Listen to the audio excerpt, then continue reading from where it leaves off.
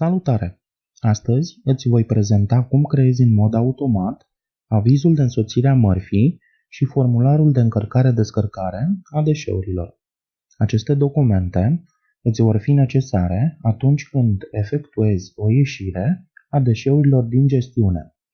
Pentru a putea face acest lucru, ne vom selecta deșeul pe care dorim să-l scoatem din gestiune, destinația acestuia, modul de ambalare, firma care face transportul, numărul de matriculare a mașinii, șoferul. Ne vom selecta contractul cu partenerul la care deșeurile vor ajunge,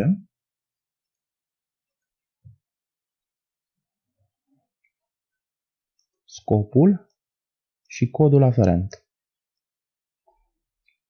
Vom opta pentru a face avizul de însoțire a mărfii, iar în acest moment programul de gestiune deșeuri Storer va completa automat toate datele necesare. Pentru că vom avea nevoie și de formularul de încărcare-descărcare, vom selecta ca programul să facă acest lucru în mod automat. Formularul de încărcare-descărcare este creat de program și este gata pentru a putea fi tipărit.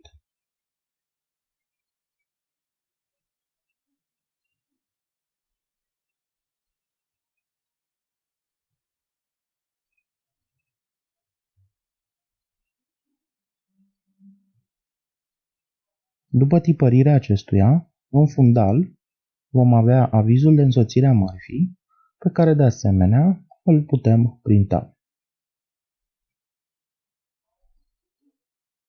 În acest moment, ieșirea va fi înregistrată, stocurile sunt debitate, iar documentele sunt pregătite să ajungă la destinație.